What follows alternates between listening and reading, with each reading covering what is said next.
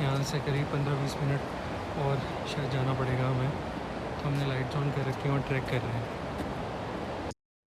तो ये सीरीज़ है मेरी एवरेस्ट बेस कैंप ट्रैक की। ये मैंने एक सोलो ट्रैक किया था in the month of November 2024। और इस सीरीज़ में मैंने कवर किया है मेरा पूरा जर्नी का एक्सपीरियंस। मैंने हर दिन का एक एक वीडियो बनाया है। Every day of the track there is a separate video. और इसमें मैंने अपने एक्सपीरियंसेस शेयर किए हैं। ठीक है। And this is the route which I followed. तो सबसे पहले मैं काठमांडू आया था। काठमांडू से मैंने रामेछाप करके एक जगह है, वहाँ तक के लिए एक शेयर्ड व्हीकल किया था जो थामिल से मैंने लिया था। और उसके बाद एक्चुअली में रामेछाप से यू गेट अ फ्लाइट जो आपको लुकला तक के लिए मिलती है। वेदर पे बहुत डिपेंडेंट रहता है ये। वैसे फ़्लाइट तो बहुत शॉर्ट ड्यूरेशन की रहती है, around 15-20 minutes. But it is primarily dependent on the weather. अगर उस दिन मौसम साफ़ नहीं है तो हो सकता है कि आपकी फ़्लाइट उड़े ही ना। ठीक है। तो आई थिंक आपको फ़्लाइट के लिए थोड़ा बफर डेज़ लेके चलने पड़ेंगे। Even at the beginning and even at the end you have to basically, क्योंकि आपकी इंटरनेशनल अगर फ़्लाइट है रिटर्न में, और लेट्स से अगर आपकी लूखला से बैक टू काठमांडू या लूखला से बैक टू रामेछाप के लिए कोई फ़्लाइट नहीं मिल पाती है, then you will be stuck और आपके पास कोई ऑप्शन नहीं होगा वापस जाने के लिए। तो आई थिंक आपको एक्स्ट्रा बफर डेज लेके चलने पड़ेंगे। So in terms of the actual route, मैं थोड़ा आपको रूट बता देता हूँ यहाँ पे। तो सबसे पहले तो डे वन पे हम काठमांडू से फ़्लाइट लेके लूखला डायरेक्टली अगर आपको मिल जाए तो वो, वरना आप रामेछाप जाइए और रामेछाप से आप फ़्लाइट लीजिए। ठीक है, टू लूखला। ठीक है, लूखला से फिर आप फागडिंग करके एक जगह है जो ये point number 1। So this is where we ended our day 1। ठीक है। ये लूखला से आपको डाउन हिल है। Basically Lukla is at a higher altitude and Phakding is at a lower altitude. So it is an easy walk, आप आराम से कवर कर सकते हैं। डे वन पे आप रामेछाप से चलिए लूखला के लिए, लूखला से फिर आप ट्रैक करके फागडिंग जाइए। So this will be day one. Day two में हम लोग जाएंगे फागडिंग से ज़ोरसले होते हुए नामचे बाज़ार। ठीक है। तो Namche Bazaar is I think the biggest town और the township that you will get along the Everest base camp trek. यहाँ पे आपको सारी फैसिलिटीज़ मिलेंगी जो आपको एक मॉडर्न टाउन में मिलती हैं। Will get all kind of things. Even if अगर आप कुछ भूल जाते हैं ले जाने के लिए तो नामचे बाज़ार से आप परचेज़ कर सकते हैं। बट हाँ, ऑब्वियसली जितना आप ऊपर जाएंगे उतना चीज़ें और एक्सपेंसिव होती रहेंगी। ठीक है। तो डे टू हम एंड करेंगे नामचे बाज़ार पे। तो फागडिंग इज़ अराउंड 2600 मीटर्स और Namche Bazaar is at 3440 metres. Day three technically हमारा एक्लिमेटाइजेशन डे होगा। हम नामचे बाज़ार में एक दिन और रुकेंगे। ठीक है। डे थ्री में भी हम नामचे बाज़ार में रुकेंगे। डे थ्री में हम जाएंगे एवरेस्ट व्यू पॉइंट होटल। ठीक है। ये एक इनिशियली आपकी बॉडी यूज़ टू नहीं होती है तो आपको एक्लिमेटाइज होने में थोड़ा टाइम लगता है। तो डे थ्री पे I found it little tough on my body. But धीरे धीरे जैसे आप यूज़ टू होंगे लोअर ऑक्सीजन के लिए and with more trekking experience and your body getting use to the trekking, आपको ये रिलेटिवली आगे के दिनों में इजी लगेगा। तो डे थ्री में हम एवरेस्ट व्यू पॉइंट होटल पे जाएंगे और वापस नामचे बाज़ार में सेम जगह में रुकेंगे। ठीक है। Now day four is when we start from Namche Bazaar and हमारे पास दो ऑप्शन है, या तो टेंगबोचे हम रुक सकते हैं, टेंगबोचे और देबूचे। ये दोनों जगह पास में ही हैं, हार्डली 100-200 मीटर्स का है। टेंगबोचे एक्चुअली हिल टॉप एक मोनास्ट्री है। ठीक है, which is very beautiful, very serene. और अगर क्लियर वेदर रहता है तो यहाँ पे बहुत ही अच्छा व्यू आता है मोनास्ट्री का।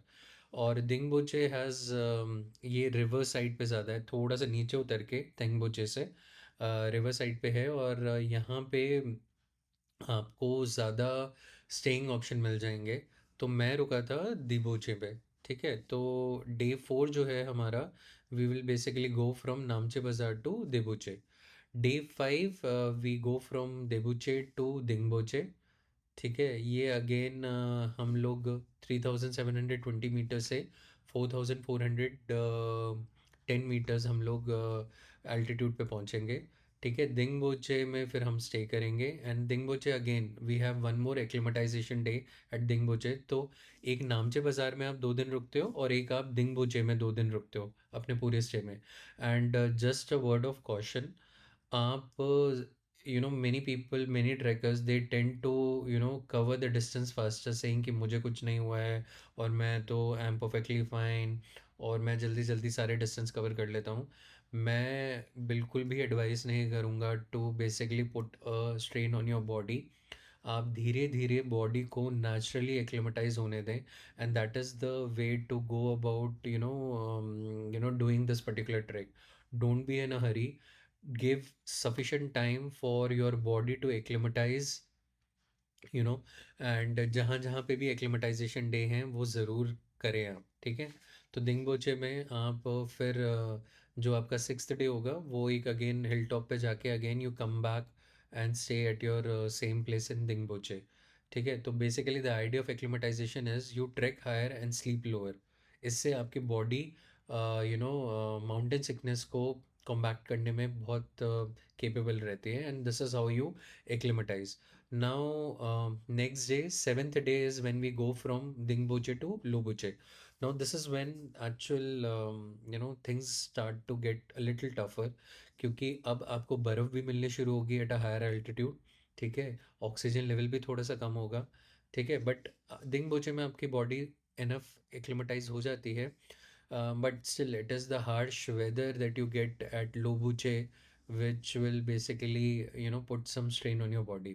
ठीक है, तो आप धीरे धीरे कवर कीजिए डे 7। लोबुचे में will stay only for single day, single night. And 8th day is when is the D day. What you do is आप लोबुचे से स्टार्ट कीजिए। ठीक है, and then you reach Gorakshep. Gorakshep is the last residential place that you have before Everest base camp. ठीक है, तो एक कोई यही आपको मिलेगा जहाँ पे आपको लॉजेस और आपको बाकी फैसिलिटीज़ मिलेंगी। एवरेस्ट बेस कैंप में आपको कुछ भी नहीं मिलेगा for the trekker unless and until आपने जो एवरेस्ट बेस कैंप में कैंपिंग करते हैं वो मोस्टली समिटियर्स होते हैं, but people who are doing the trekking they don't have anything available at the Everest base camp. ठीक है, तो आप गोरखशेप लोबुचे से चलिए, गोरखशेप आपको 3 घंटे के करीब करीब लगेगा। यहाँ पे आप लंच कीजिए, you keep your bag and everything at Gorakshep, and then you on the same day on the 8th day you go to Everest base camp. Everest base camp में मे बी 2 घंटा is more than sufficient for you to click the picture, enjoy the view. ठीक है, and then you come back and stay at Gorakshep. तो 7th night हम रुके थे लोबुचे, and 8th night हम रुकेंगे गोरखशेप। ठीक है, this is the typical itinerary which is followed. On the 9th morning you start from Gorakshep, you go to Kalapathar early in the morning, again you come back, have your breakfast at Gorakhshep, check out, और गोरखशेप से फिर आप 9th को रुकेंगे फेरीचे। ठीक है, अब जो रिटर्न डेज हैं हमने चढ़ने में तो 8 दिन लगाए approximately, if there is no loss of days because of any weather, आपको चढ़ने में 8 दिन लगेंगे और आपको वापस उतरने में अप्रॉक्सीमेटली 3 दिन लगेंगे। ठीक है, तो वापस उतरने के टाइम पे गोरखशेप से फेरीचे, ये डे 1 हो गया। देन फेरीचे से नामचे बाज़ार, ये डे 2 हो गया नीचे उतरने में। ठीक है, एंड डे 3 जो है नीचे उतरने में, नामचे बाज़ार से again you will go back to Lukla. ये डिस्टेंसेस काफ़ी हैं। अगर आपको लगता है कि आपसे कवर नहीं हो पाएगा, बिकॉज लास्ट के जो 3 दिन थे, राइट, वेल कमिंग बैक हम लोगों ने अराउंड 11-11 घंटे ट्रैक किया है। दो it was relatively easier because you were coming down, but in terms of the time and in terms of the walking वो काफ़ी काफ़ी डिस्टेंस हमने कवर किया है। तो आप अगर आप देखोगे फेरीचे से अगर नामचे बाज़ार है ये 19 किलोमीटर है। लिखने को ये लोग 4 से 5 घंटा लिखते हैं, but in a typical for normal people like us, ठीक है, ये आपको ज़्यादा टाइम लगेगा along with all the breaks and all. तो हमें ये 11 से 12 घंटे लग गए थे। ठीक है, on each of the day. ठीक है, and then so 11 days of total trek that you need for completing the EBC, and 2 days you have to keep for commuting between Kathmandu to Lukla। ठीक है, तो total आपको 13 days तो minimum चाहिए। मैं आपको बोलूँगा आप कम से कम 2 या 3 दिन एक्स्ट्रा रखिए अपनी return flight back to your base country, क्योंकि यू नेवर नो कि आपका वेदर कब गड़बड़ हो जाए और आपकी लोखला की जो फ़्लाइट है वो कैंसिल हो जाए। तो I think that is the main thing to basically take care of. So आप मेरी सीरीज़ देखिए, इसमें मैंने सारा कवर किया है मेरा experience, starting from Kathmandu, reaching up to Everest base camp and then coming back to Kathmandu. So hope you will like this series. तो कल आ गया था मैं काठमांडू दिल्ली से फ़्लाइट लेके। अराइवल पे सिक्योरिटी चेक आपका फिर से होगा यहाँ पे।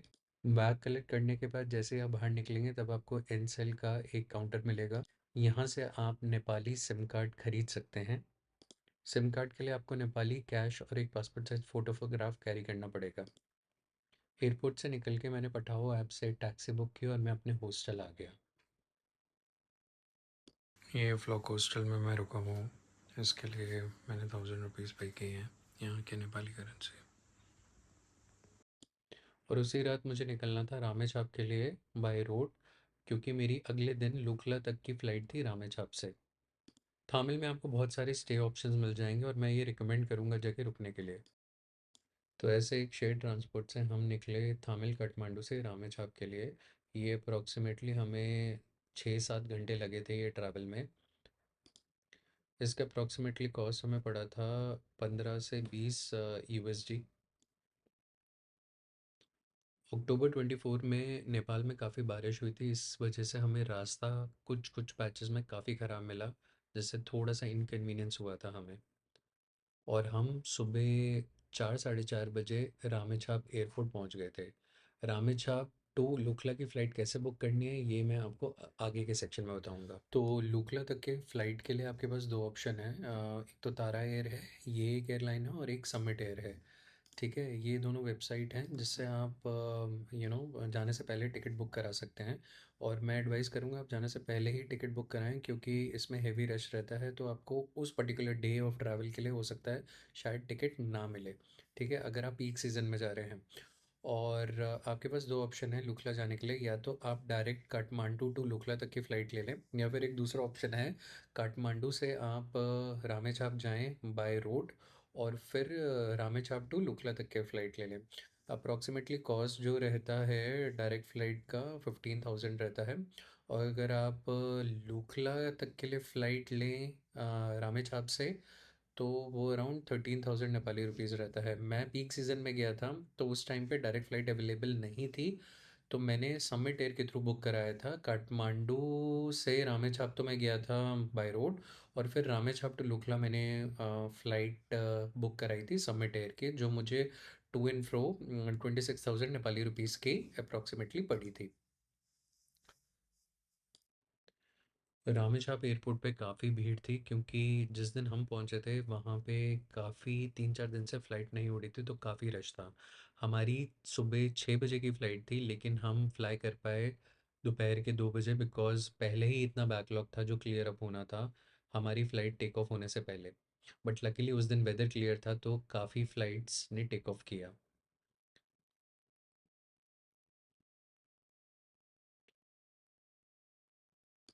बोर्डिंग पास लेने के बाद बोर्डिंग गेट पे भी हमें काफ़ी वेट करना पड़ा, approximately 2 hours, because of the heavy rush. और रामेछाप एक बहुत छोटा एरिया है जहाँ पे आपको ज़्यादा फैसिलिटी नहीं मिलेगी। तो बस हम लोग तैयार थे बोर्डिंग करने के लिए after a long wait. Aircraft में लेफ्ट हैंड साइड की सीट लेने का ट्राई करें, क्योंकि वहाँ से आपको बेस्ट व्यू आएंगे। तो ये 15 मिनट की फ़्लाइट में बहुत शानदार नज़ारे थे, जिसे देख के बहुत मज़ा आया। लूकला का एयरपोर्ट एक्चुअली नटोरियस है as one of the most dangerous airport in the world. उसका रीज़न ये है कि उसका रनवे काफ़ी छोटा है। तो इस बात को लेके थोड़ा डर भी था और थोड़ी एक्साइटमेंट भी।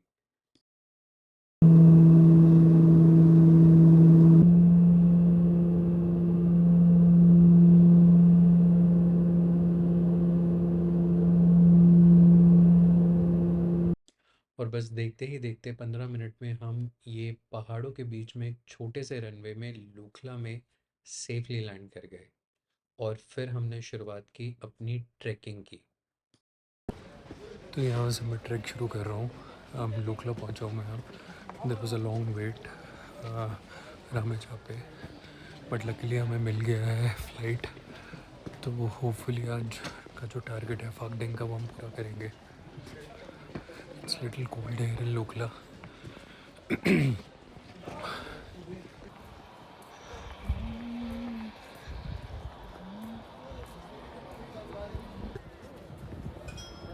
ये है द फेमस लुकला एयरपोर्ट।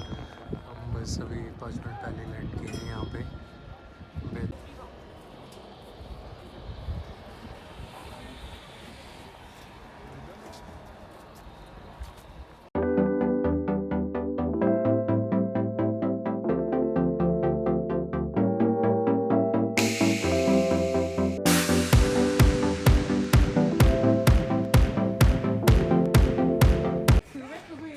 आज हम लोग टारगेट करेंगे फागडिन तक जाने का। देखते हैं अगर सनसेट पहले हो गया और तो प्रोबेबली हम फागडिन से पहले कहीं पे रुकेंगे। यहाँ पे आपको जैसे ही आप लुकला में एंटर करेंगे, जो मेन लुकला का गेट है वहाँ से नीचे जैसे उतरेंगे इधर से, तब आपको यहाँ पे 2 जगह आपको परमिट लेना पड़ेगा, एक कुंभू रीजन का और एक म्यूनिसिपैलिटी का। So one is 2000 rupees and the other is 1000 bucks। तो हम लोग एक्चुअली हमने जो लुकला की फ़्लाइट ली है वो रामेछाप से लिए, और अभी 2024 में नेपाल में बहुत बाढ़ आई थी। तो हुआ क्या है कि रामेछाप में वैसे जाने के लिए 4 या 5 घंटे लगते हैं मैक्सिमम। अब वो सड़क ख़राब होने से इट इज़ टेकिंग लॉन्गर। तो यूं ही मैं नज़ारों का आनंद लेते हुए आगे बढ़ता रहा।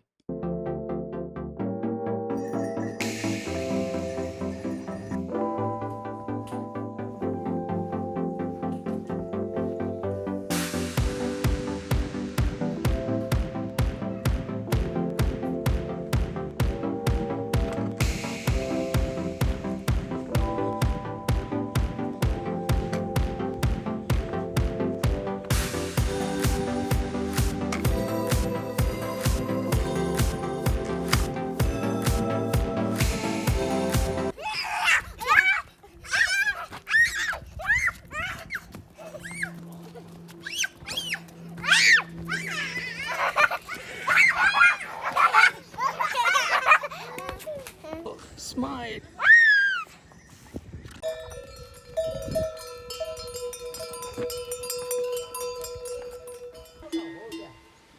यहाँ पे सामान जो है वो आग से लेके जाते हैं ऊपर।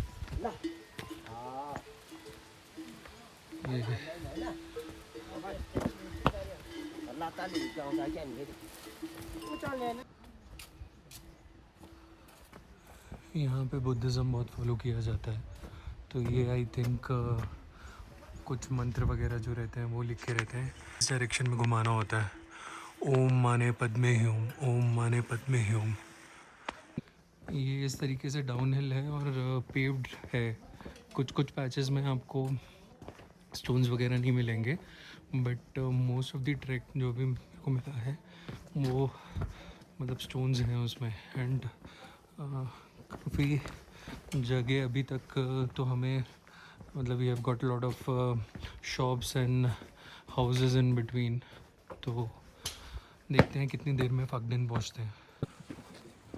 कल रामेछाप से एक्चुअली आफ्टरनून में फ़्लाइट बहुत कैंसिल हो गई थी, तो उसका बैकलॉग था, जिसकी वजह से आज हमारी मेरी जो फ़्लाइट थी वो 3rd फ्लाइट थी इन द मॉर्निंग।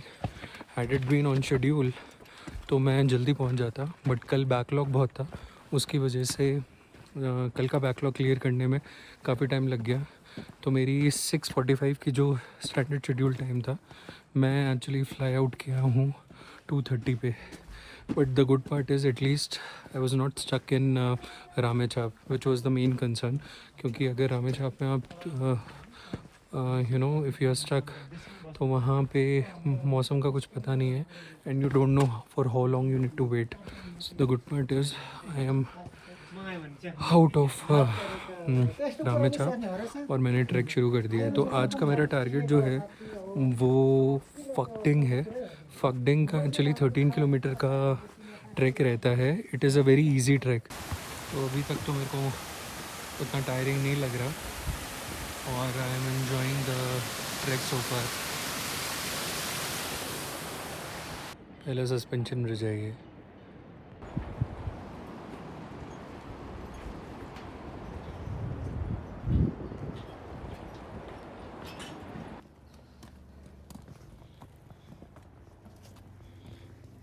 ये लोग देखिए कितना कैरी करके लेके जाते हैं।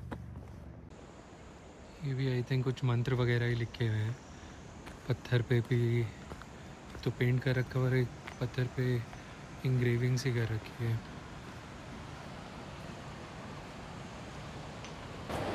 अंधेरा हो गया और हम अभी तक पहुँचे नहीं हैं अपने डेस्टिनेशन पे फाकडेन। यहाँ से करीब 15-20 मिनट और शायद जाना पड़ेगा हमें, तो हमने लाइट्स ऑन कर रखी हैं और ट्रैक कर रहे हैं। तो ऐसे एंड हुआ डे 1 हमारा फाकडेन में। ये था पटकिंग का शेरपा इको होम जहाँ पे मैं रुका था।